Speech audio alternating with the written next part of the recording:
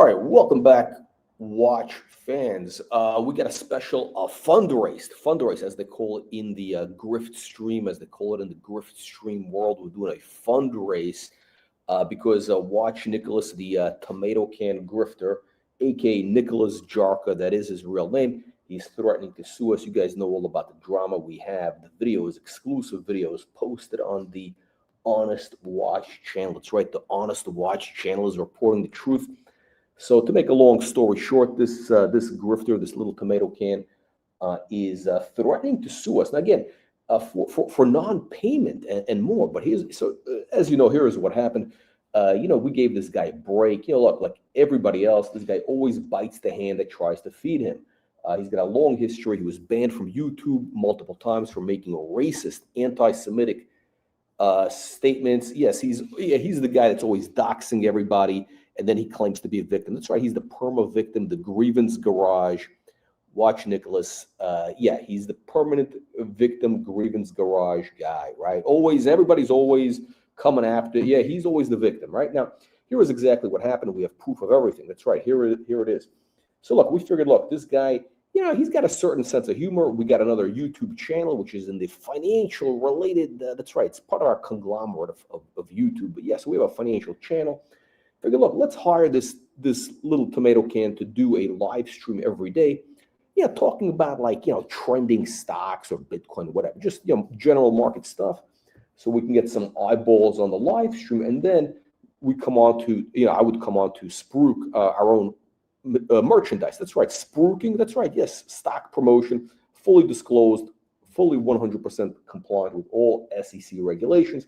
Which, by the way, is what I'm doing for many years. That's my business. Anyway, so here's the deal. We hired this mooch bum, and the idea was he was supposed to do this for possibly forever. Like he would get paid $150 per show. That's right, $150 a show. That's a lot of money. $75 an hour, 2-hour show, $150. 4 times a week. That's a nice little payday. So we figured, look, the guy's going to be prepared. He's going to know what he's talking about. He's going to, be professional. Well, here's what happened. He shows up 3 times. The shows were absolute garbage. He was unprepared. And then he went missing. He completely went missing.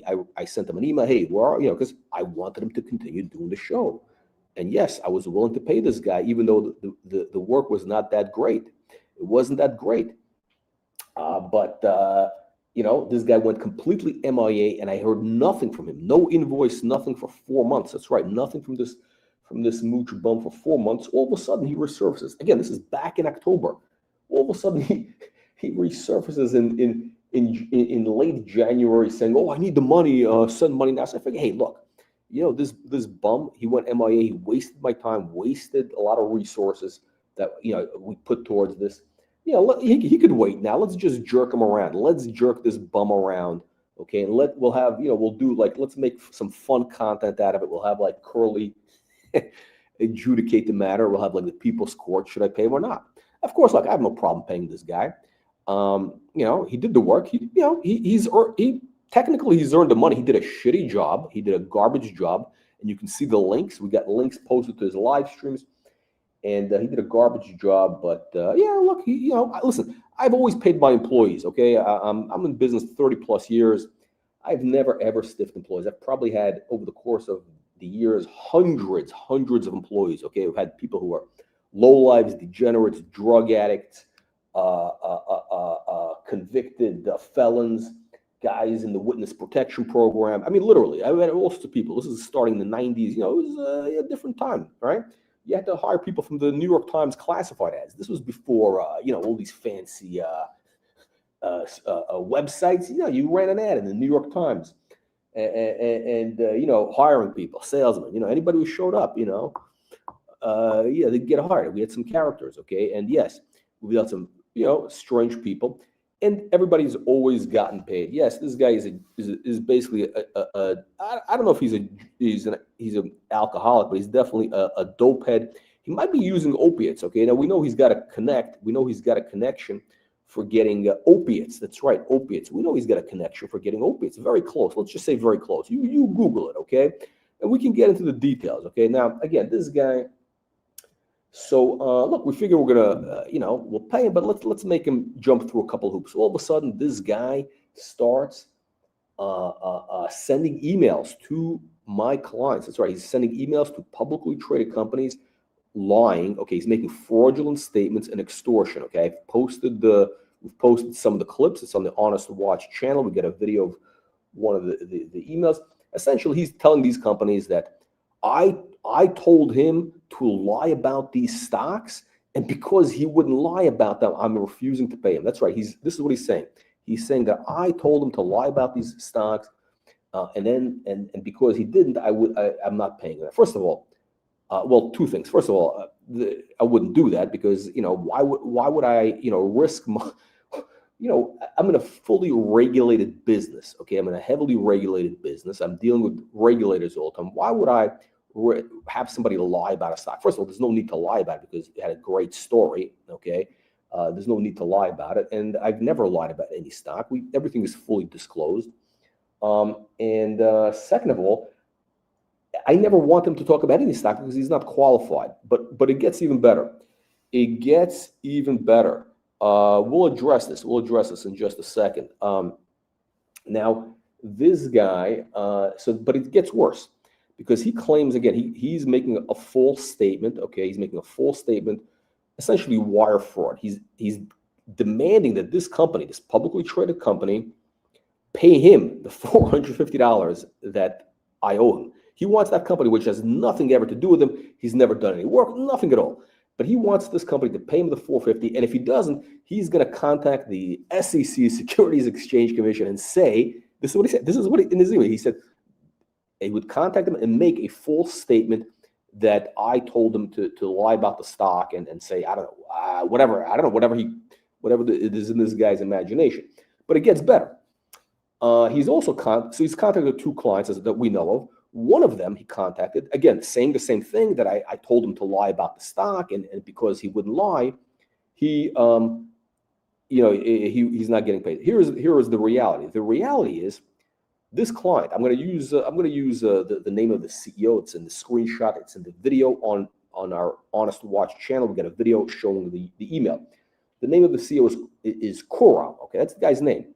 Now, this company was not even a client in October when Nicholas Jarka, Fraudster, did the work for us. That's right, October, which was mid-October, Nick did 3 streams for us.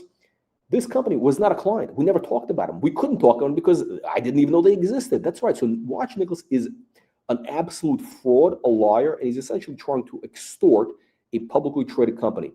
He's basically going on their social media, saying all this stuff, and complete absolute fraudster. Now, look, this guy is a mooch bum. Okay, he's a piece of garbage, and it's kind of a sad story because this guy, look, this guy was raised by a well-to-do family. Both of his parents are doctors. We don't know how legitimate they are. By the way, I did contact his mother. Yes, I did contact his mother when he started emailing my clients because I figured, look, she's a psychiatrist. Listen, if she's a psychiatrist, right? She should know how to deal with this guy because, obviously he's beyond help himself, right? But obviously if she's his mother, she probably cares about him. I'm assuming she does. And she can straighten him out because she's a psychiatrist, so she's trying to deal with nut jobs, right? I sent her an email, basically said all this factual stuff, nothing terrible. This is exactly stated the facts. I also called her. She never responded. Okay, now I'm very serious because we will turn this over to the authorities, meaning it could be the FBI, California Attorney General, his local police department. Okay, because he's basically essentially crossed the line into wire fraud and extortion. Okay, he's crossed the line, and we have proof. We've also posted the emails, the live streams that he did for us. Okay, none of them had any lies about any stocks. You can clearly watch the videos. It's very clear he's incompetent. Now, here's the issue I have with Watch Nicholas's mother. Okay, the psychiatrist, alleged psychiatrist. Listen, if she's such a good psychiatrist, how does she have a son like Nick, right? I mean, how does she have a guy who's basically, pushing 40? The guy's 38 years old, was sent to, good schools, and basically he's a deadbeat. He's a 40-year-old man living at home, unemployed, he's never had a job. He's basically an incel, pothead, marijuana addict, possibly other drugs, licit or illicit, possibly abusing prescriptions. Yeah, and he's doing this behavior, essentially getting into fraud and yeah, 100% fraud. What we have the evidence that Watch Nicholas committed 100% fraud. Okay, you see the evidence is very clear. Now, she has not responded because apparently this is her little angel. It's okay. Look, I'm trying to help. Listen, I don't have a desire to hurt the guy. I really don't. I really don't. Listen, I really don't. I don't hate the guy. I don't have any issues with him. I think, I have no problem paying the guy, but he kind of went over the edge, and he's going to have to deal with it because, you're essentially, when you're interfering with somebody's real business, you're interfering with real companies. There's a lot of real world consequences, second order consequences. Okay, Nick, you look it up. Now, this guy, again, this guy could have been a winner, but he's like a Hunter Biden. Again, total loser, drug addict, raised, again, two doctors, well-to-do family. His grandfather was a doctor. Apparently, he was a racist, according to Watch Nicholas. His grandparents were racist. This is what he told us on his live streams. And yeah, the grandfather does look like a Klan member. Now, we don't know if he is, but I saw a picture of him. He definitely has that look. So yeah, maybe Watch Nicholas is right about what he said about his grandfather. Now, here's the thing. Yeah, so this guy, again, was sent to private schools. He was sent to private schools, raised in the suburbs, literally white suburbs of California, sent to all the good schools. And as he is posted, you see in the little thumbnail, he says, "I'm not a random crackpot. I went to UCLA and Georgetown." That's right. So this guy's an academic genius. This guy went to all the good schools. And where are we? What is it? 20 years later? 20 years later, where is this guy? Living with mommy and daddy, trying to scam companies. People try to, this guy does have a certain charm. He has a certain charm. People like him. I think, or they did like him, he comes across in a certain way where people are willing to give him a break. Everybody has a certain thing, right? I've never had that. Nobody ever did me any favors. When I was starting, zero, which is fine. We all have, everybody has, pros and cons, but this guy has sort of he has a certain charm. Like everybody was, he has a certain people that are fans of his, right? Look, he had a bunch of fans. People want to give him a break. People give him money on super chats. And he still turns out to be a mooch bum. It's not going to end well for this bum. It's not going to end well. Okay, we got the Duke gifting Watch Reporter membership. So we get the real Duke over here. Unbelievable truth. Thank you for your support. We need the help because we are being attacked by the axis of Chomo. That's right, the axis of Chomo.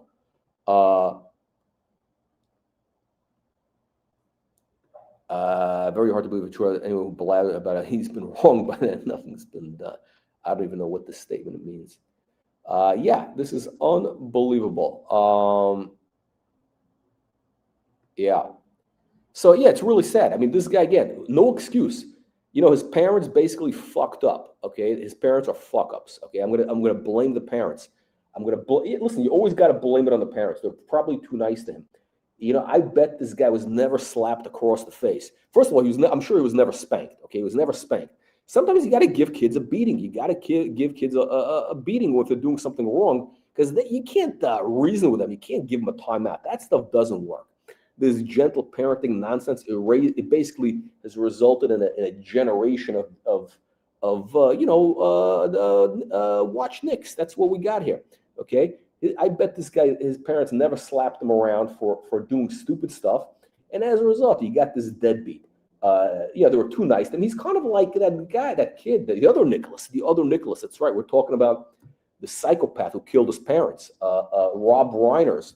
Nick Reiner. This is like the Nick Reiner. Nick Reiner. That's what this guy is. This guy might end up killing his parents. He's waiting for his parents to die so he can inherit their money. That's what he's waiting for. This is what this guy. He's got some money from his grandfather. I think his grandfather left him some cash, and that's what he's living off. He lost a bunch of money in the Bitcoin. He bought Bitcoin at 120, and now he's He is basically exactly spare the rod, spoil. That's right. Now, listen, I mean, again, I don't understand. This guy's mother is a psychiatrist. Why would anybody hire this guy's mother, a psychiatrist, if she can't even straighten out her own kid? That's I don't get it. She's basically endangering her own professional reputation. Okay, she's endangering her own professional reputation because this guy goes public, her reputation is going to be ruined. Okay, why would anybody want to get professional help from somebody that can't straighten out their own kid? It's like, you know, imagine you hire a chef. You hire a chef that has that constantly gets food poisoning himself. You hire a chef in a restaurant, and this guy is always getting food poisoning himself. Yeah, it's unbelievable. It is unbelievable. Talk about, yeah, he's a fucking psychopath. Anyway, look, gentlemen's, this is what. Yes, unbelievable but true. Here's what's going on. So we got to do a fundraiser. We need to raise funds.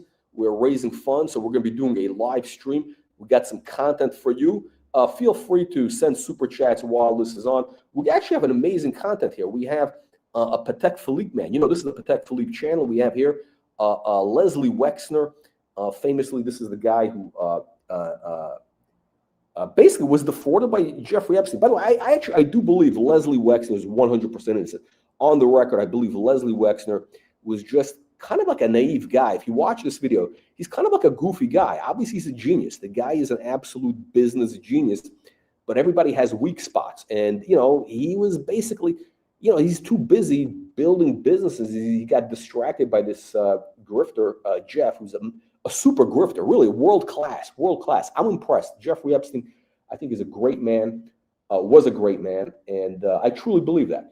And this guy did get duped by him. It was all basically whatever. I don't think he had anything to do with it. But here's the thing. He's wearing a Patek Philippe Aquanaut here. That's right. On the wrist, we got a Patek Philippe Aquanaut, and we're going to be showing this. We're going to be showing this here.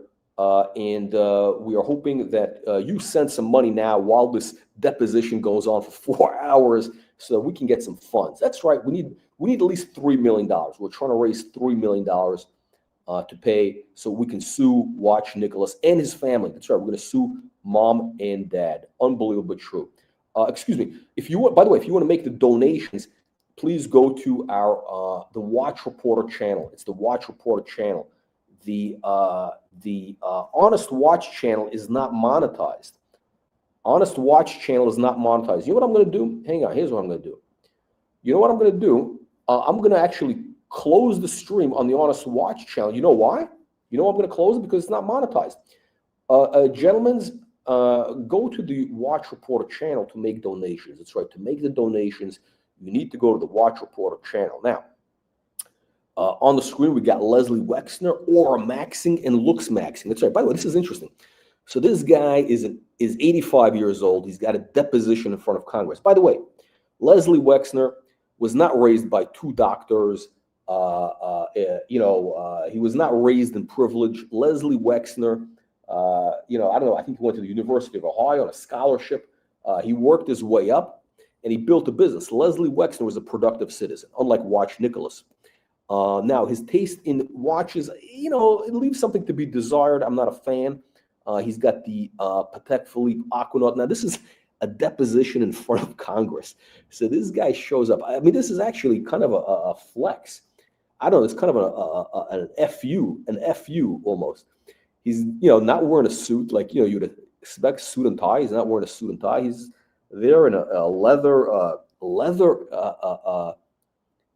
vest, kind of a puffer vest. I don't even know what you call it. It's actually not listen, for an old guy, I think it's actually kind of a cool look because it makes him look more youthful. And he's got the Patek Aquanaut, which again, I hate that watch, but you know what? If you're 85 years old, that watch makes you look youthful. Listen, if you're 85, that's the watch you should be getting.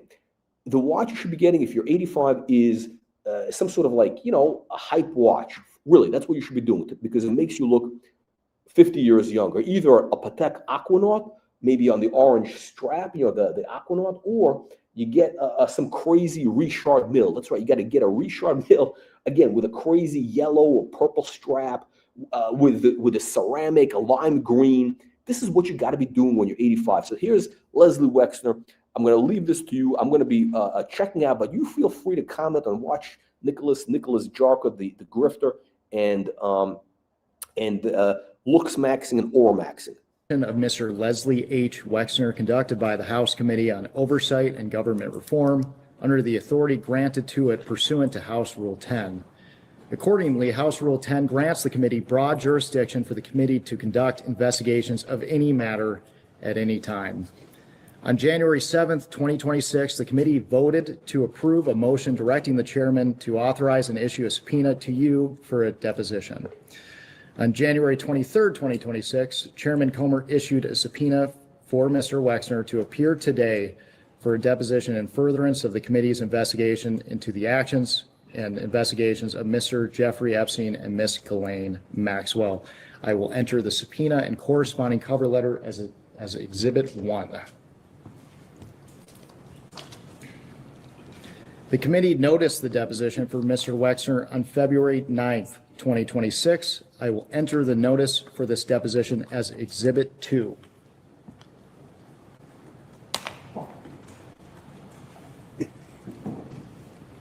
This guy's laughing. What's going on? Funny. There are copies of the exhibits for us. By the way, what's interesting is he's wearing the watch, and at some point the watch disappears. That's right. Watch this, guys. This is unbelievable but true. He's wearing the Patek, and at some point they take a break. They go off the record, as they say, and then the watch disappears. What happened? What happened? What is the conspiracy? There is a conspiracy. Okay? There is a conspiracy involved.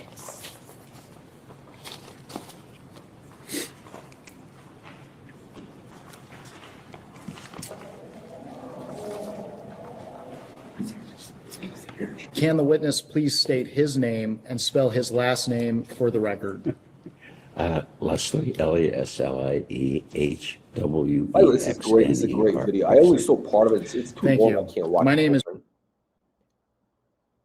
He's redacted. This Under the Committee on Oversight and Government Reform's rules, you are allowed to you have watch this counsel video, you present learn to how to advise you build a during this massive deposition. multi-billion-dollar business. Do you have a counsel representing you in a personal capacity present with you today?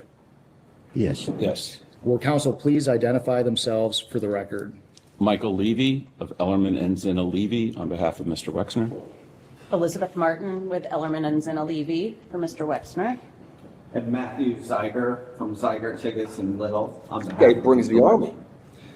For the record, starting with the Three. majority He's got a staff, three-pack. can the additional staff members please introduce themselves with their name, title, and affiliation? So all these chomos from Congress are Jocelyn Terry, Congresswoman from Phoenix, Arizona. Well, is he our ranking member, Oversight Committee? That's in the private census area. Thank you all. Mr. Wexner, before we begin, I would like to go over the ground rules for this deposition. The questioning will proceed in rounds. The majority will ask questions for an hour, and then the minority will have an opportunity to ask questions for an hour if they choose. To the extent members have questions for the witness, they will be propounded during their side's respective Oh, it's going to get rounds. to the good stuff, guys. The clock will stop if you need to It's confer gonna with get to counsel. the Your good counsel is stuff. speaking, and when members or staff are speaking during the opposing side's rounds of questions. We will alternate back and forth until there are We're doing no like a more filibuster. That's what questions. this Do you is. understand? This is a filibuster, think so. like they do in Congress, right? There is a court reporter taking down everything I say and everything you say to make a written record of the interview. For the record to be clear, please wait until the staffer questioning you finishes each question before you begin your answer, and the staffer will wait until you finish your response before proceeding to the next question. Further, to ensure the court reporter can Unbelievable. properly On record this this channel, deposition, we give you- please we speak give clearly, you the, concisely, and prediction slowly. maxing. We're prediction Also, the maxing. court reporter This is cannot the only record channel which told you nonverbal about answers such as Venezuela nodding or and shaking your what head. happened. So We it is told important you that you answer about, each question with an we told you audible about the verbal Iran answer. thing, Do you what understand? You know who's Yes, I next? do. Canada, that's right, Canada. Exhibits may be entered into the record. Majority exhibits will be identified numerically. Okay, Rufus. Minority exhibits will be Rufus identified is- alphabetically. Do you understand? Yes. We want you to answer our questions in the most complete and truthful manner possible, so we will take our time. If you have any questions or do not fully understand the question, please let us know. We will attempt to clarify, add context to, or rephrase our questions. We Watch ask about Curly specific ask conversations or events in the So- past, and you are unable to recall the exact Watch words or Curly has had details. sex with his You cousin. should So testify to watch the Curly has substance had of sex those with his male conversations cousin. or events Google to it. the best of your Yeah, recollection. you ask him about If it. you ask recall about his only a cousin. part of a conversation or event, you should give us your best recollection of those Leather events daddy. or parts of the Watch conversations Curly that you do probably recall. wanted Do you to get a vest understand? like this. I think I do. You are required by law to answer questions from Congress truthfully. This also applies to questions posed by congressional staff in this deposition. Do you understand? Yes. If at any time you knowingly make false statements, you could be subject to criminal prosecution, including but not limited to perjury. Do you That's what happened. understand? Did it happen with Yes. Nicholas? Nicholas, you watching this? This includes both. Nicholas, perjury and prosecution. Okay, Watch Nicholas has already lied on the record. Watch Nicholas Jarka. Nicholas Jarka has lied on the record to clients, trying to extort money from them, claiming he did work for them when he did not. That's right. He did not do the work for one of those companies, and he was, lying about this and threatened to, file all sorts of false complaints to the SEC. If, he's already gone on social media, writing all sorts of shit on the websites.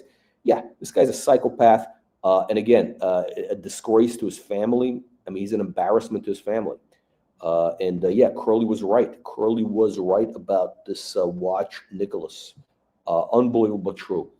And so was the original OC. That's right, our good friend, the original OC. Knowingly providing false testimony, but also stating that you do not recall or remember something when in fact you do. Do you understand? Yes, of course. Furthermore, you cannot tell half-truths or exclude information necessary to make the statements accurate.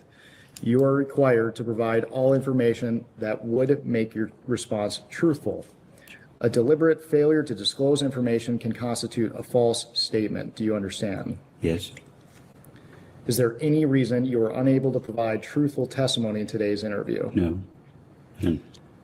None. Please note, if you wish to assert a privilege over any statement today, that assertion must comply with the rules of the Committee on Oversight and Government Reform. Pursuant to that, Committee Rule 16C1 states, for the chair to consider assertions of privilege over testimony or statements, witnesses or entities must clearly state the specific privilege being asserted and the reason for the assertion on or before the scheduled date of testimony or appearance. For the purposes of this deposition, objections must be stated concisely and in a non-argumentative and non-suggestive manner. Okay, we're gonna get to the good If stuff the witness here. Hold on a second. refuses to answer a question to preserve a privilege, the committee may seek a ruling from the chair. If the chair overrules Right, any such, And she gave me loan. Oh, here we go. please identify himself for the record. Dave Mann, California 14. Took that company. Please identify Okay, himself for here the comes the record. good part. This is the great stuff. Here we come to the good part. Thank you for being here. Dave Mann out of California. Odd. 47. I'm sorry. Dave Mann Oh, out of California 47. that's. Thank you. Oh, what happened to the watch? Look at this. The time Where has the watch disappeared? The Patek Philippe Aquanaut is no longer on the wrist. Where did it go? That is the question. We need Sherlock Holmes on the case. Leslie Wexner shows up to this congressional hearing. We're in the Patek Aquanaut and the casual billionaire vibes with the leather vest. Watch is gone. What happened? What happened? reads Comment below. 1017, Comment below. Tell us your conspiracy theory. and the majority's time will begin now. Mr. Wexner, is it true that you submitted a statement to the committee this morning? Yes, I did. I will now enter as Exhibit 1, the statement of Leslie H. It's Exhibit 3 because you've. Exhibit 3, excuse me. Statement of Leslie H. Wexner submitted to the Committee on Oversight and Government Reform, February 18th, 2026.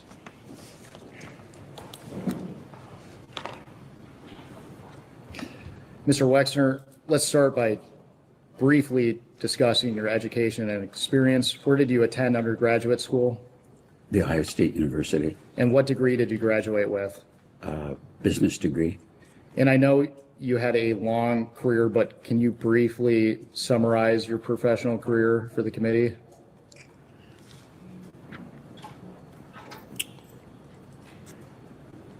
Well, I was raised in a very poor family, and we had no money. And I had an Aunt Ida, and she loaned me her life savings, which was $5,000. And on the understanding I could put it in the bank so it would appear that I'd have money. And I could borrow money from a bank, and I opened a store in 1963. And I opened a store every year for the next 5 or 6 years. And so by 1969, I had 6 stores. I took that company public, not to raise money, because it was remarkably successful.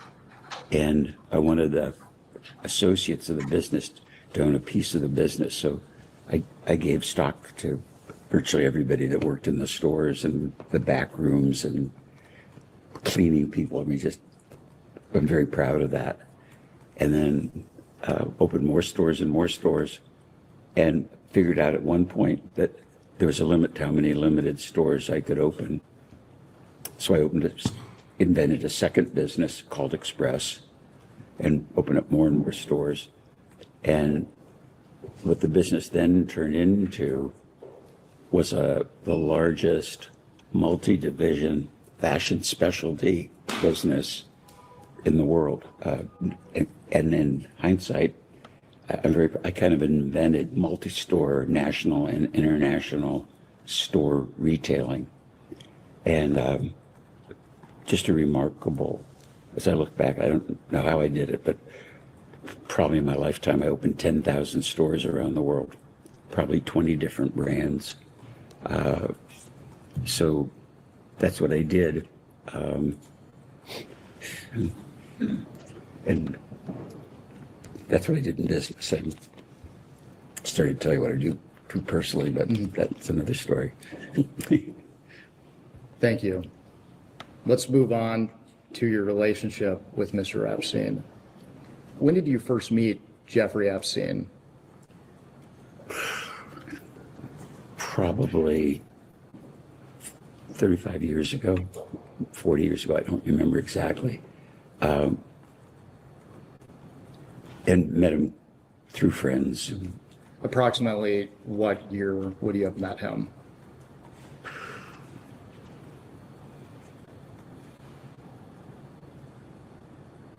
Probably between 80 and 85. I don't remember.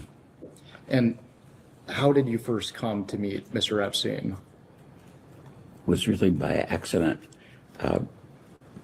I was friends with a couple, Bob and Wendy Meister, and I was in Florida, and I'd never been to Florida.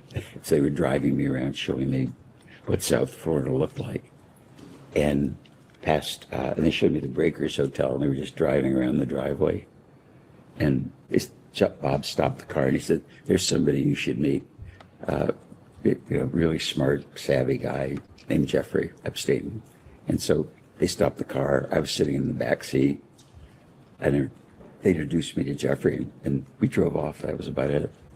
So at that time, you had no knowledge of Mr. Epstein until Mr. Meister introduced you to him? Never heard of him, never saw him, never met him. Did Mr. Meister ever raise any concerns about Mr. Epstein? No, he didn't. And you meet him in Florida. What's your first impression of Mr. Epstein?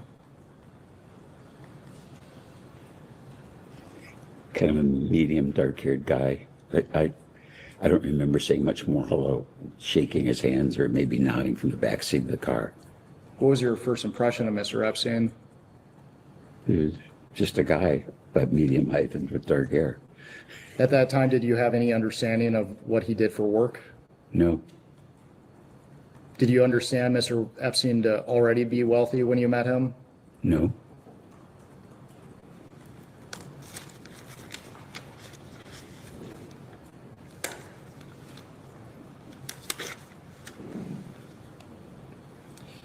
At this time, I would like to introduce what will be marked as Majority Exhibit 4. This is a Vanity Fair article entitled "Inside Jeffrey Epstein's Bond" with Les Wexner from 2021. The article reports on the origins of your relationship with Mr. Wexner.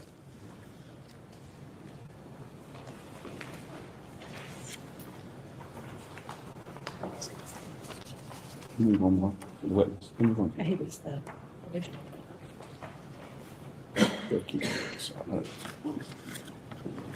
I'll note a hearsay objection for the record. I'm sorry. I'll note a hearsay objection for the record. Well, for the record here, federal rules of evidence do not apply to congressional deposition. I'm noting my objection. I'm not instructing him not to answer. I'm noting that this is hearsay. That's all. Okay.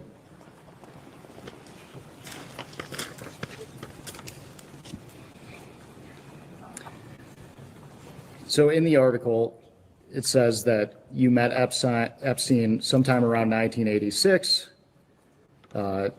Consistent with your testimony today, it says that you were introduced by Mr. Macer.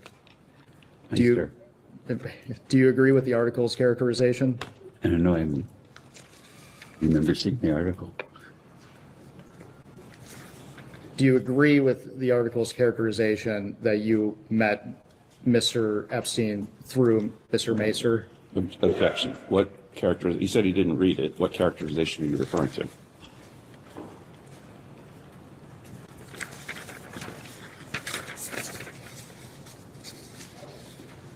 Go off the record.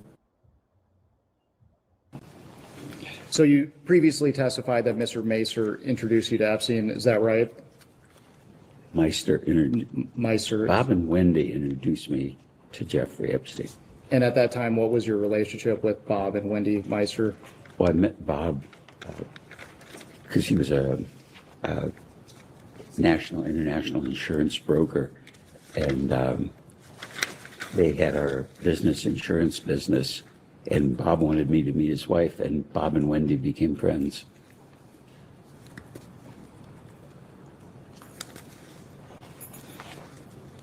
Did you trust Mr. Meister with advice?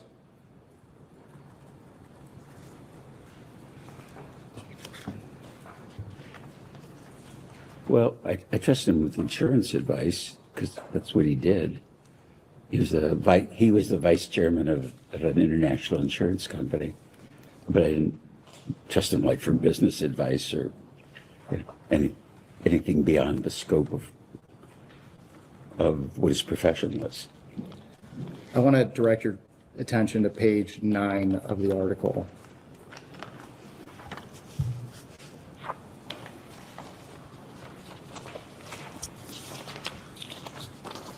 And we're specifically looking at the paragraph, the 6th paragraph from the bottom. It starts in September 1997.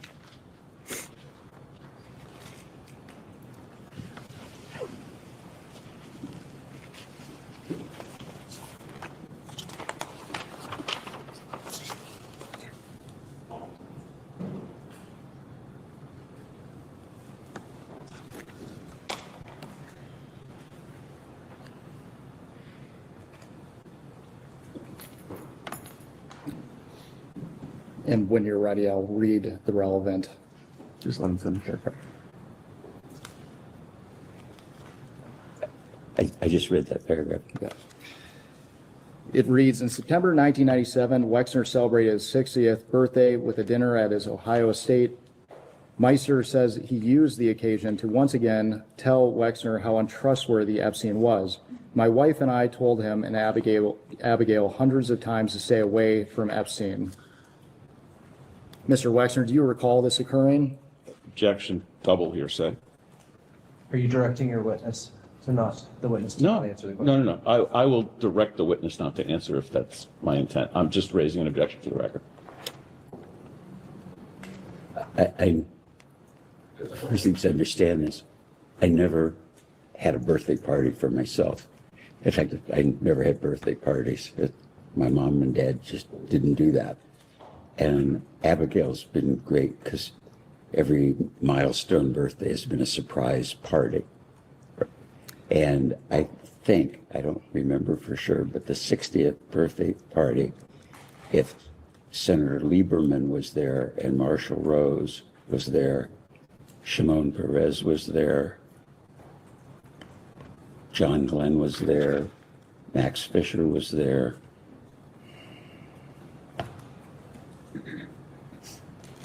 And I don't think Meister was there. Let me ask you a different So question. he never said this. He wasn't there. He never said this. Let me ask you a different question, Mr. Wexner. Do you recall Mr. Meiser and his wife repeatedly warning you to stay away from Epstein? Never.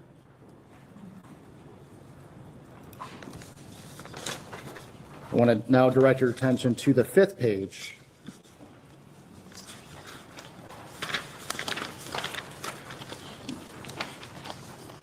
And we are looking at the 6th full paragraph.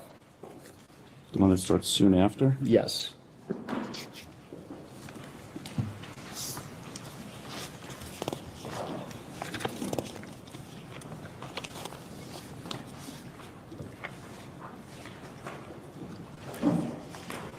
I assume it's okay for me to help him identify the right paragraph. Yes.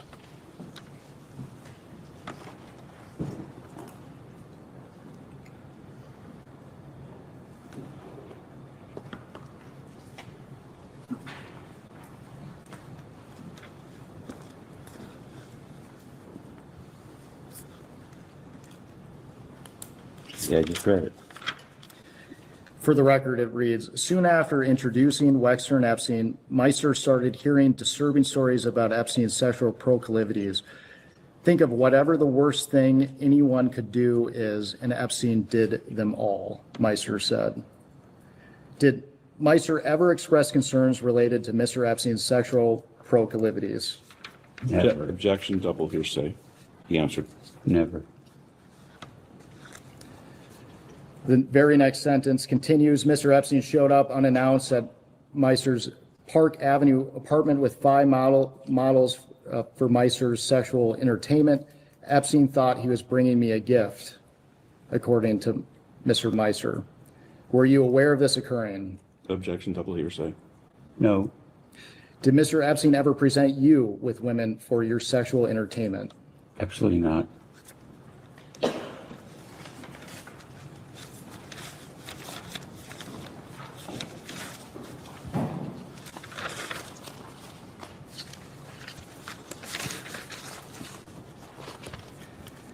Mr. Wexner, Are we done? Are we done with that exhibit? we are. Mr. Wexner, at any time, did Jeffrey Epstein ever inform or represent to you that he was a part of any intelligence service of any nation, including the United States? Absolutely not. Did you ever learn that he was involved with any intelligence service? Never. Never. Let's move on to talking about Miss Maxwell. When did you first meet Ghislaine Maxwell?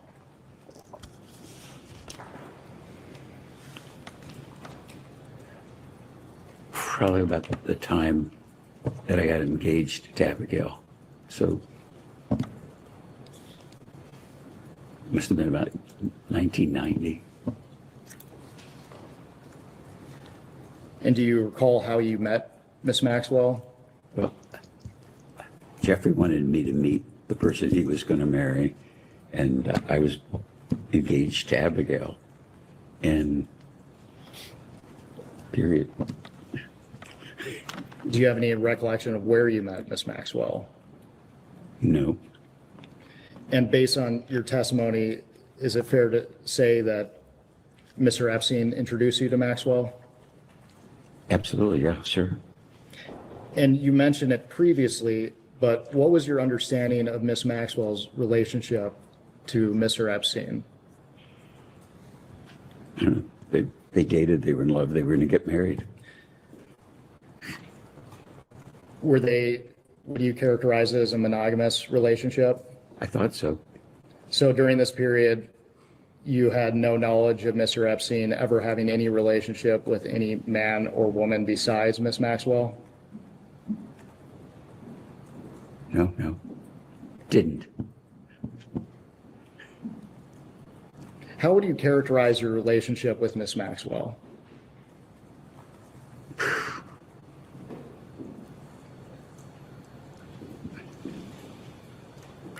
Like Wendy Meister was Bob's wife, and we were friendly and friends. I met Ghislaine Maxwell because she was Jeffrey's girlfriend, fiance. It never went beyond that. I knew she was smart. I think she was an honors graduate of Cambridge or something. So she was like, you know, spoke with an English accent. So I thought he was really lucky because he finally met somebody that was really smart and nice. And you said that Miss Maxwell was Epstein's fiance, so it was your understanding that they were engaged to be married? I don't remember if they were engaged to be married or they were planning to get married, but I was engaged and they talked about they were going to get married. So I don't know if it was engagement or just they both agreed. During your relationship with Miss Maxwell, how often did you see her? Very few times.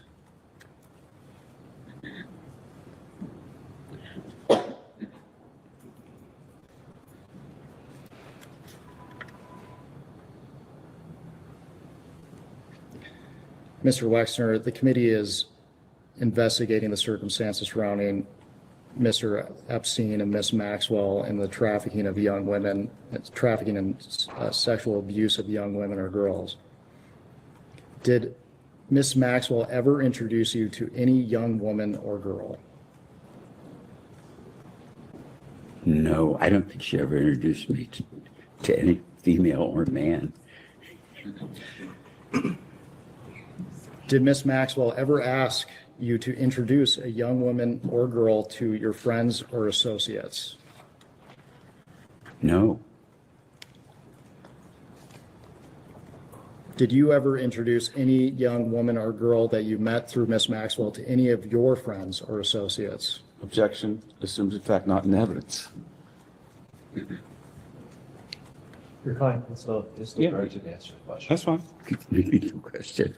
I think the answer is no, but let's. Did you ever introduce any woman or girl that you met through Miss Maxwell to any of your friends or associates? No, never.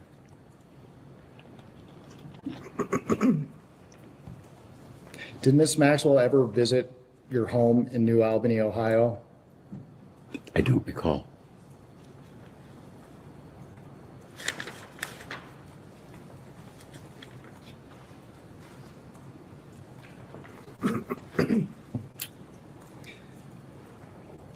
We're going to discuss your business relationship with Mr. Epstein in more detail later, but did Miss Maxwell ever play a role in your business relationship with Epstein? Oh, never, none.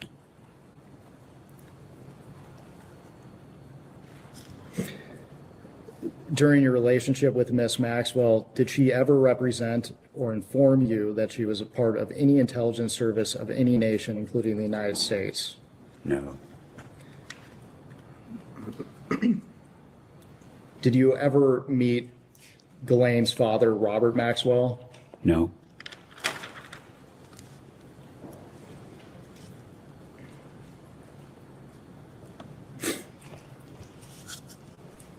When did you hire Mr. Epstein to officially work for you? I think it was about the mid-'80s. Do you have any recollection of how long you knew Mr. Epstein prior to you hiring him?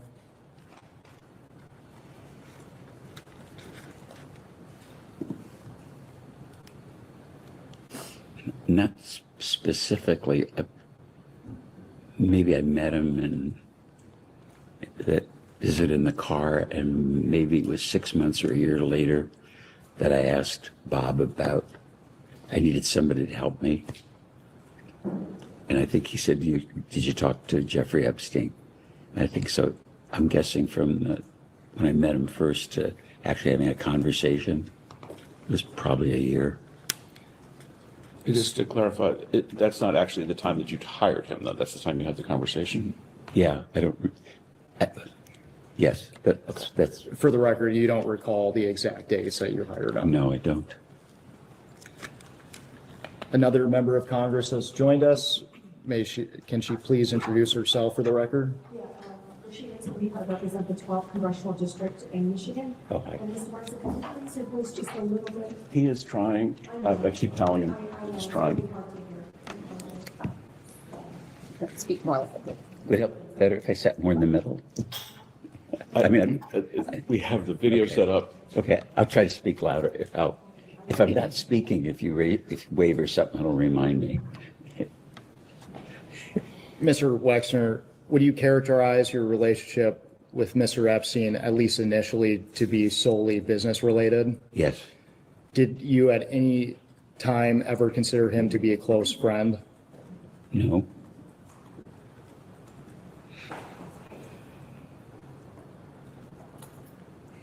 How often did you interact with Mr. Epstein throughout your relationship?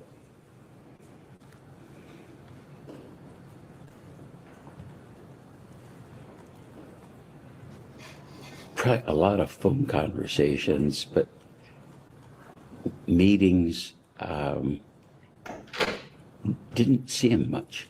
You know, most of the stuff, I was traveling a lot because of business. So, and it was erratic. I mean, he might call 3 times in an hour and I'd talk to him for 3 months. That's how I remember it.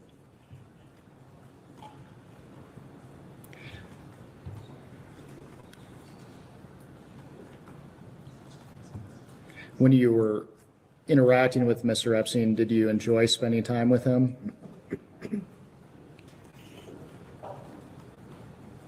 Well, enjoyment was fun. No, it was work.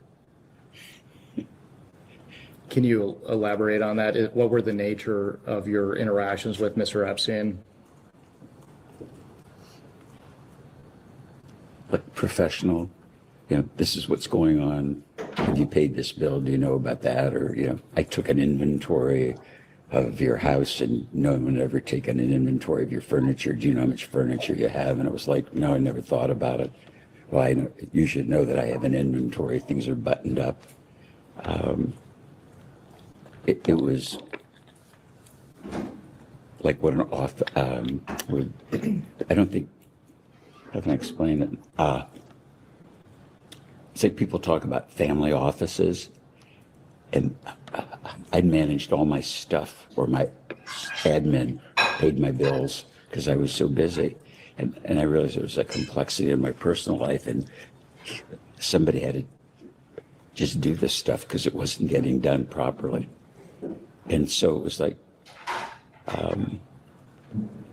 you know, professional, I guess what a fiduciary would do, more than what just your accountant would do or your lawyer would do. And something I thought was unfair for my secretary to do. Mm-hmm.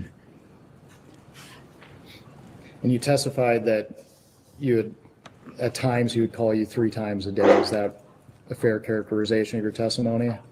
No, what I'm saying is that he would call me 3 times, maybe in an hour, 'cause he wanted to tell me something about what he was doing, or would ask me a question about taxes so he could understand what he was preparing. And then he might not call me for 3 months, maybe 6 months. I didn't pay attention. It wasn't important at the time. Mr. Wexner, is it your testimony today that your conversations with Mr. Epstein were predominantly focused on your business relationship with him? That'd be very accurate. That would be very accurate. What common interests did you share with Mr. Epstein outside of work? None. So you didn't have any personal relationship with Mr. Epstein whatsoever? I don't think I ever went to lunch or dinner or a movie or had a cup of coffee with Jeffrey. And I've thought about that recently. And I'd say the same thing about my attorney. I'd never been to his office. My current attorney, who's been our family attorney for 30 years. And how could you, I mean, I can't explain to myself how I could have an attorney who lives in Columbus, who was my personal attorney, and I'm friendly with, and never visited his office. I just, my focus was on my business, and my focus was on community before my family. That is before my family existed. Until your family, not Until, yeah, that's a better way of phrasing it. It's a general question, but approximately how many years were you associated with Mr. Epstein?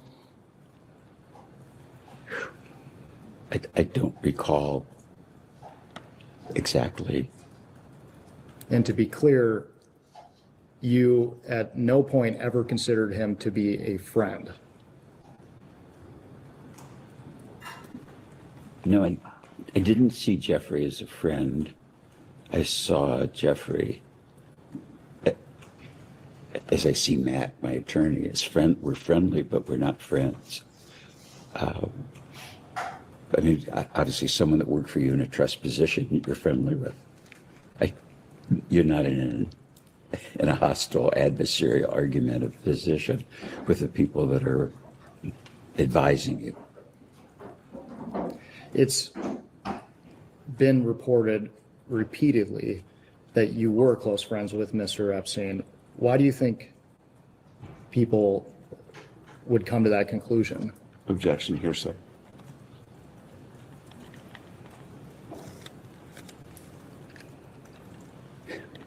Speculation, because he would tell him that.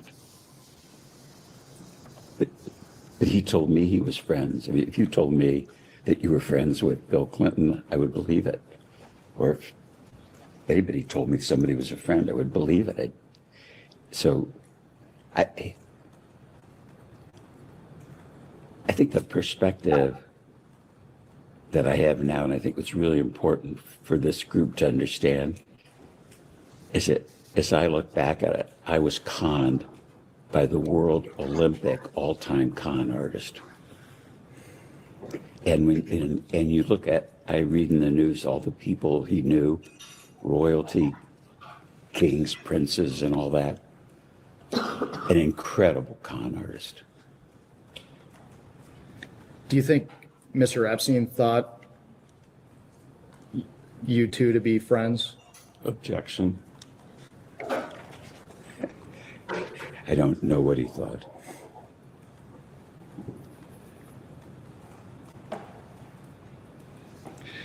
When did you learn that the Palm Beach Police Department was investigating Mr. Epstein?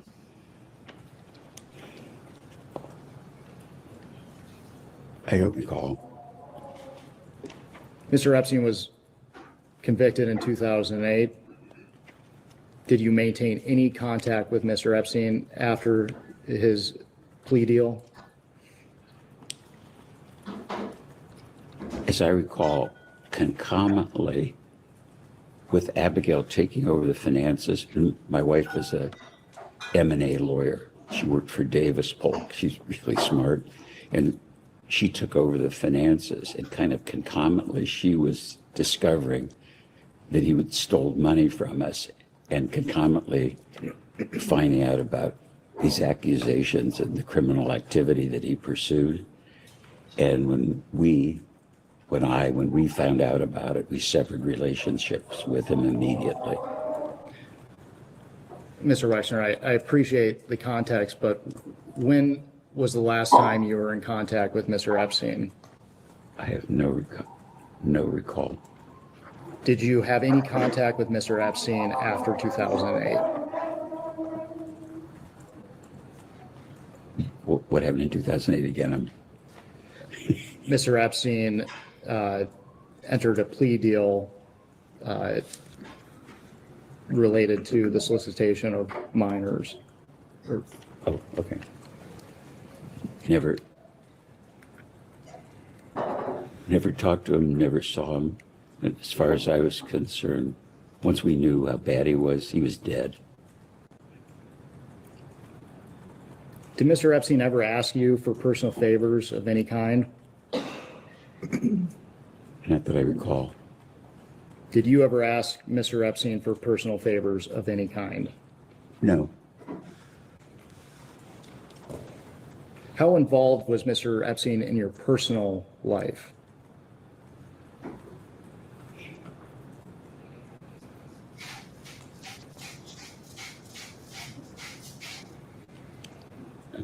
organization.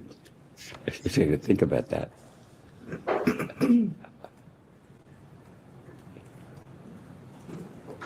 Not at all, really. Like, I think he met Abigail after we were engaged, and he didn't know we were going to be engaged.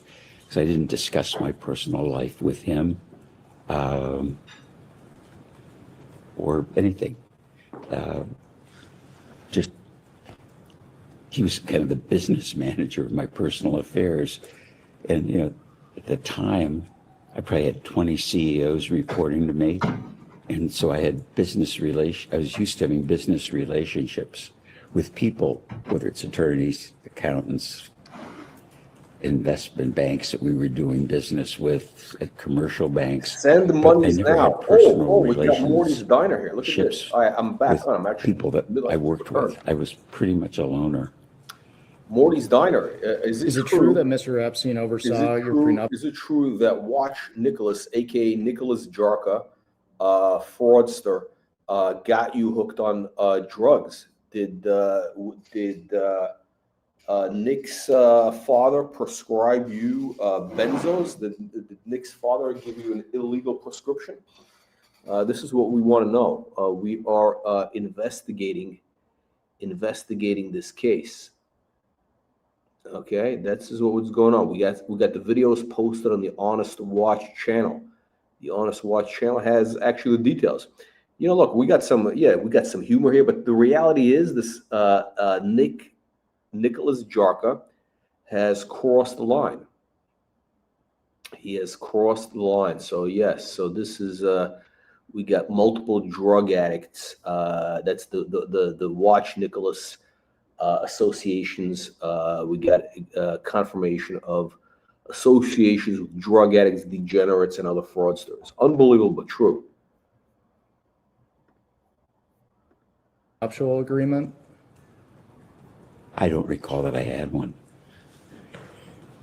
If you did, would you consider that to be a business transaction between you and Mr. Epstein? Objection calls for speculation, but you can answer. If I had one, I would have talked to my attorney. Was Mr. Epstein involved in hiring personal staff?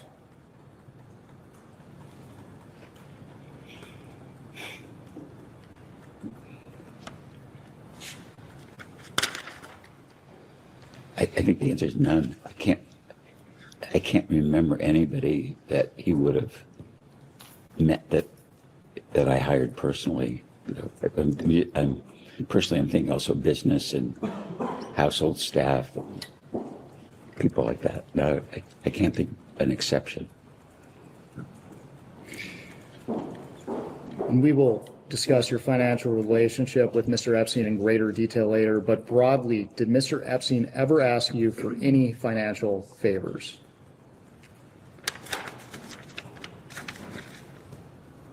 No.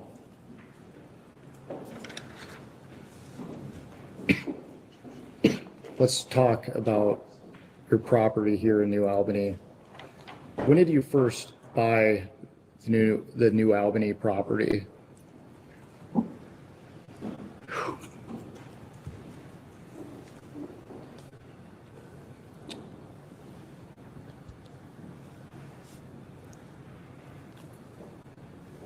Probably in the early mid-'80s, I started buying property as land.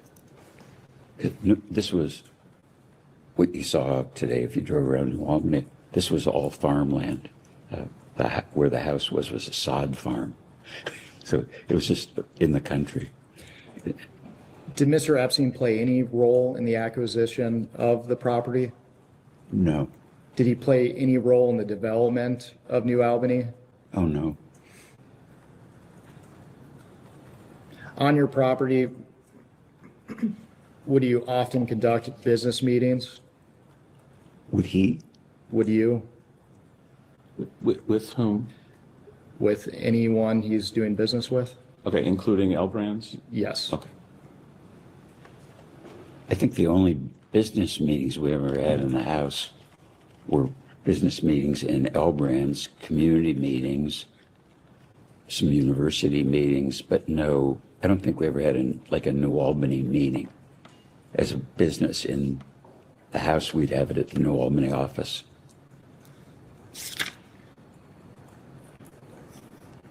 Mr. Wexner, did you ever meet with, socialize with, or otherwise engage with Jeffrey Epstein at your New Albany, Ohio home? Say it again. Did you ever meet with, socialize with, or otherwise engage with Jeffrey Epstein at your New Albany home? I'm sure he was in the house, but I can't remember a specific time. I don't remember setting meetings with Jeffrey. Most of the business I had with him was over the phone. Most of the business was over the phone. Do you have any recollection of when he first visited the property? No. And do you have any recollection of how often he would visit the property? No.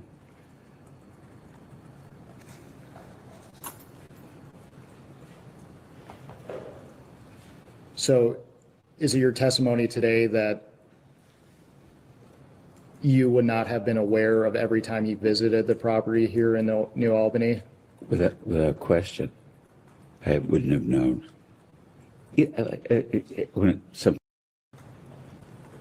only time I really remember that I mentioned earlier, my wife would have surprise parties, and so I'd get on the airplane and there'd be acquaintances, friends, and I was always shocked who was there. Or some people might fly to wherever the party was, which was always a surprise to me. And then some of guests' friends would be at the party when I got there, and that was another surprise. So I don't remember specifics. So Mr. Epstein would have been invited to surprise parties for you? Obviously so, because he was there. You testified earlier that you didn't consider him a friend. Do you invite people you don't consider to be friends to surprise parties? Objection assumes that he invited them. Do you need to answer that again? Why would Mr. Epstein have been invited to these surprise parties? My wife would have invited him. Why do you think your wife would have invited him? Because he was our financial advisor. Did your wife consider him a friend? No, I don't think so. Can we take a quick break? Yes, we can go off the record. Oh, we need to wait for Oh, roll call. sorry, excuse me. Okay. We'll go off the record. We can go back on the record. The time is 11:10. We took a short break for the witness to confer with counsel. We have approximately 15 minutes left in the majority's hour. We understand that the witness would like to make a statement of clarification. Yeah, I think I was inaccurate in that I remember Jeffrey being on a plane at a surprise birthday party, but I don't remember him being at the party. Because I think you asked the question at the party, and then where did he go? I don't remember him being at the party. I can remember being on the plane. You bring up the surprise party on the plane. Do you recall where the plane was going? This private party wasn't on the plane. Where was this surprise party? There were a bunch of them, and I don't remember specifically which one it was. Were you on every flight with Mr. Epstein when you traveled on your plane? Objection. How's he supposed to know that? If he doesn't, he's welcome to testify that he doesn't know. So, say the question again. Would Mr. Epstein ever use your plane while you were not present? Never. Did Mr. Epstein have to ask you for permission to use his plane or use your plane? He would have, but he never did. In regards to using your plane, would you It wasn't my plane. It was the business's. The business had an aircraft. We didn't own our own airplane till maybe 15 or 20 years ago. And he wasn't on that plane either. Do you recall Miss Maxwell being present when you were traveling on your company's plane? No, Do you recall if Mr. Epstein would bring other guests besides Miss Maxwell while traveling on your company's plane? no,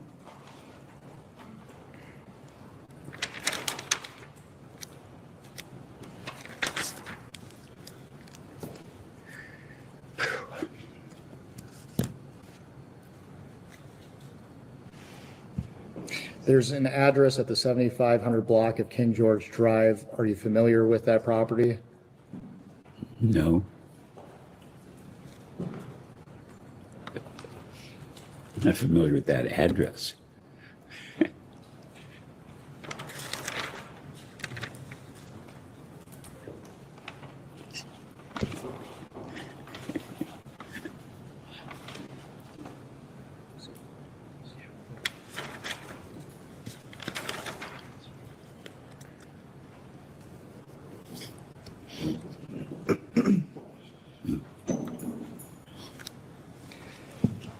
Mr. Wexner,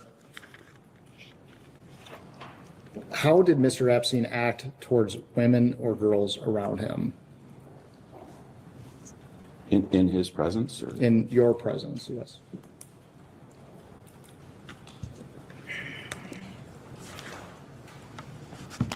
I guess the answer would be kind of normal and nice. He would like send my secretary or admin flowers for her birthday. Courteous, I would say. Did you ever witness Mr. Epstein have sexual contact of any kind with young women or girls? Absolutely not. Did you ever witness Mr. Epstein sexually abuse young women or girls? Absolutely not. Did you ever witness Mr. Epstein receive massages from young women or girls? Absolutely not. Did Mr. Epstein ever discuss sexual acts of any kind with you? No. Did he ever discuss receiving massages? Yes. What were the nature of those conversations? He told me massage therapy was great and I should get massages. Did he ever discuss who he was receiving massages from? No. So it is your testimony today that you don't recall him ever saying anything about receiving massages from young women or girls? Absolutely not. Or absolutely, I'm agreeing with you, didn't do that. Was it common for Epstein to bring young women or girls to any other place where the two of you would meet? Never. Did Mr. Epstein ever request that you bring Victoria's Secret models to events at your home? No, and no Victoria's Secret models ever came to my home, even for business purpose. Did Talk about one exception, stuff you've seen. Oh yeah, I forgot about that. There's one exception. My wife had for about 20 years, a horse show here for charity. And one of the models' husband was a polo player. And I don't know how they showed up as a couple, and he gave either me or my wife a polo horse, which was, I don't ride, and Abigail wasn't interested in a polo horse, so that would have been the only exception. Did Mr. Epstein ever request that you introduce him to Victoria's Secret models? Never.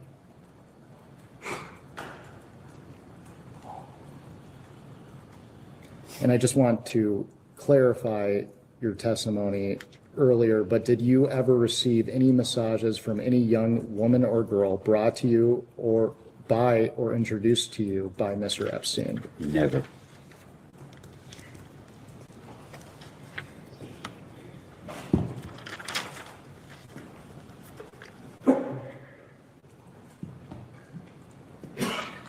We discussed Mr. Epstein's arrest previously, but I would like to return to it just to make sure the record is clear. In 2005, police in Palm Beach, Florida began investigating Epstein. In July 2006, Epstein was arrested for the first time for soliciting prostitution from minors. Prior to Mr. Epstein's arrest, were you aware of any investigation into Mr. Epstein? Not that I recall. When did you become aware of an investigation into Mr. Epstein? Probably whenever it was in the press. I don't know when that was. And you mentioned the press. Was there anyone that was a part of your business that may have alerted you to his arrest? Could have been. And for the record, did you have any knowledge of illegal activity by Mr. Epstein prior to his arrest in 2006?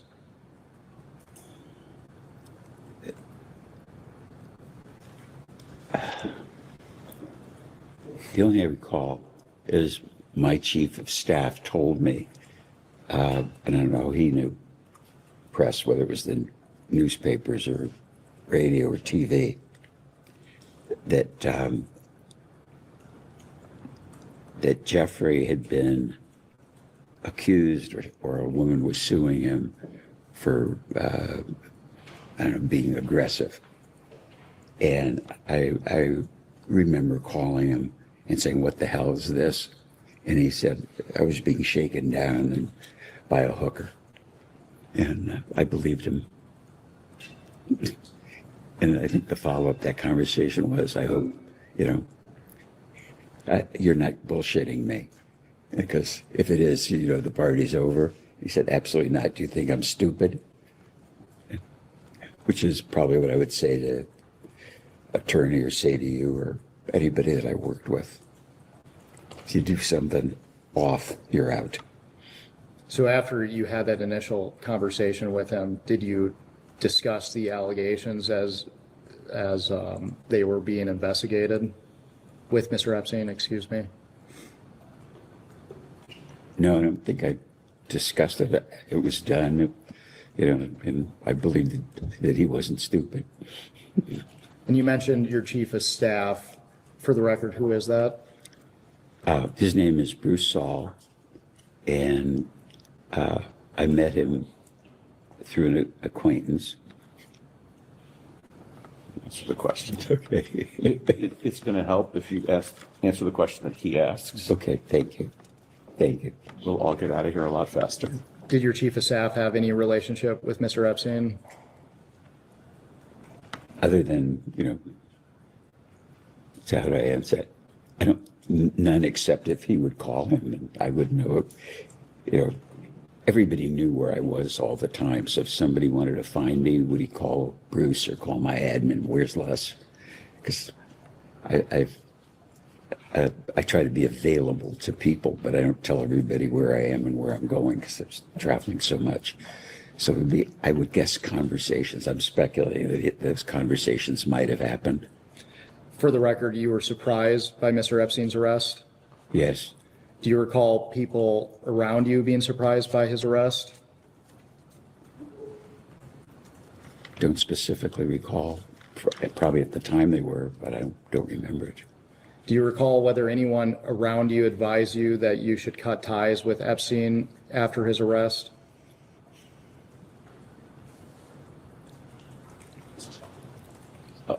I'm going to instruct you not to disclose any communications you had with your wife or your lawyers in answering that question. So are you asserting, for the record, attorney-client privilege and spousal privilege? Correct.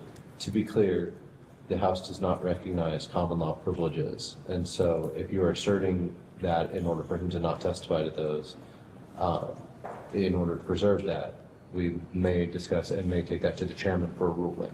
And potentially may direct your client to answer those questions. That's fine. The Supreme Court has also made clear that those privileges do exist in the congressional context, and I doubt very much that whatever his answer would be to this is that important, but I'm directing him to preserve those two privileges, those two well-recognized common law privileges. I forgot the question.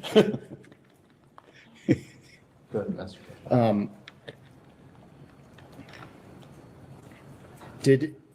After Mr. Epstein's arrest, did anyone around you advise you to cut ties with Mr. Epstein? And I'm going to again arrange you to answer without discussing any communications you had with your wife or your lawyers in answering that question. So you can go ahead and answer. I'm confused again. Did anybody? And then the answer would be nobody. I can't remember anybody. Did you instruct your companies to do an internal review of your company's relationship with Mr. Epstein at this time? I probably would have, but I don't recall. That would have been anything that was untoward that happened in the business, around the business. I would always say, like, this has to be investigated. And I would always, in community and in business, have the same attitude. But I don't specifically remember. Were you suspicious of any others All right, around we got Mr. the Epstein? Duke Green that Rush. they may have aided That's in the right. solicitation of Hey, minors for look, prostitution this when you channel- learned of his arrest? Hold on, we're talking about prostitution. Wait. Can you repeat the question? Let me clarify. Mr. Epstein had individuals such as Maxwell, Sarah Kellen, among others who have been identified as potential co-conspirators. Were there any individuals that you understood to be affiliated with Mr. Epstein? All right, Duke Green Rush. We have this some drama going on right now with we got multiple drama going on right now with Chomos, with Tomato Can, with grifters, and you have actually done some investigations, right? The Duke Green Rush has uncovered some dirt on Juanita, a.k.a. Opus and Time, criminal background. Yeah, please share with us what you know about Juanita La Transvestita. That's right, the Puerto Rican hubcap thief, transvestite prostitute who is involved with multiple frauds, ripping off the government. And he also knows about Watch Nicholas. That's right, Nicholas Jarka's parents. Duke Green Rush, do you have access to some dirt on Nicholas Jarka's mommy and daddy? Okay, that's the pill pushers. Do you have any incriminating evidence that we can forward to the authorities? Yeah, interesting question, Curly. Look, I have no issues with this guy. I told him very simply, look, you showed up after 4 months. You showed up after 4 months. You want to get paid for work, a piece of garbage job you did. If you showed up, well, yeah, we'll pay you. I mean, you could wait a little bit. We're going to jerk you around, make you jump through some hoops because you're a jerk off. But yeah, very simple. All you got to do at this point, because he's crossed the Rubicon, he's made false, defamatory, libelous statements. He's got to do number one. He's got to issue an apology to the clients that he's contacted. I want a written apology admitting that he has lied. Okay, he needs to admit that he lied about the statements he made, which are absolutely false, defamatory, and libelous. Number two is he's got to send us a W-9, an ID, so we could, write off the money on the taxes. That's all, and we'll send him the money. And of course, he's got to pull down the content that he posted. He's got to do those three things, and he'll get his check immediately. No problem. Very simple. Otherwise, we're going to have to escalate things, which means, it's going to get very nasty. And I mean that seriously. This is not a joke. It's not like some drama stuff. Listen, when you make libelous statements, when you get businesses involved, a lot of money at stake, people's businesses, careers, etc. When you're a jerk off, spoiled little cunt living with your mommy and daddy, action will be taken. Okay, this guy could be going to prison. All right, this is not a joke. Yeah, he's basically wire fraud, extortion is a felony. Just ask Duke Green Rush. So the Duke, what do you have? Post the dirt, whatever you got. Let us know on any of these lowlives, whether it's the Jarka family, the Jarka grifter family. These guys are like, yeah, I'm not curly. I'm a curly troll.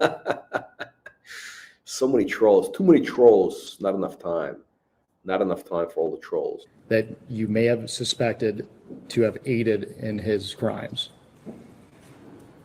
No, because I don't recall any people around him and his business.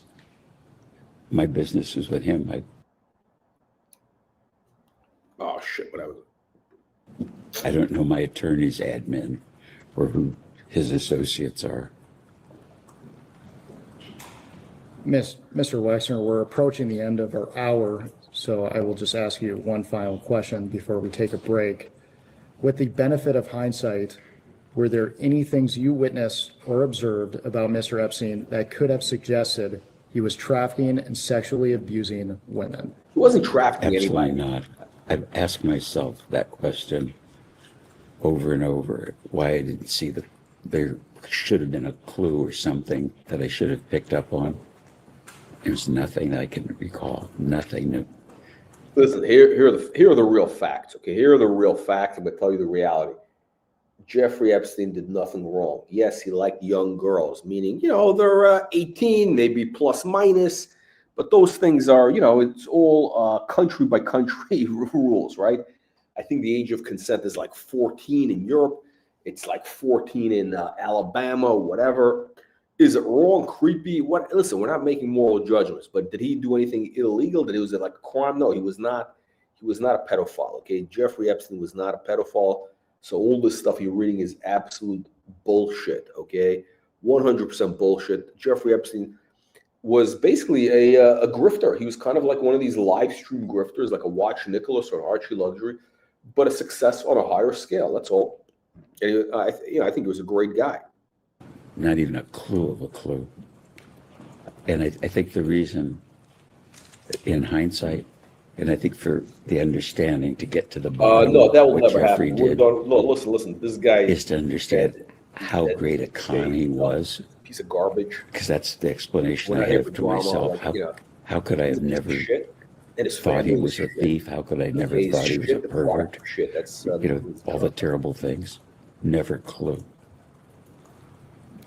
We will go off the record. We can go on the record. Good morning, Mr. Wexner. My name is. This guy's name is redacted. I will What's be going on? doing most of the questioning for the minority today. We appreciate your time. The minority. As you know, our conversation today will focus on your relationship with Jeffrey Epstein. We'll touch on probably your financial and business relationship with him. All right, I'm We'll bored of also this. Okay. discuss your All right, personal okay, we're gonna do relationship another live with stream. By the way, okay, guys, we're doing a new live stream. We're gonna log off. We're gonna do another live stream. We're pivoting. We're doing a pivot to the art market. That's right. We're doing an art pivot. We're doing this is a high class channel.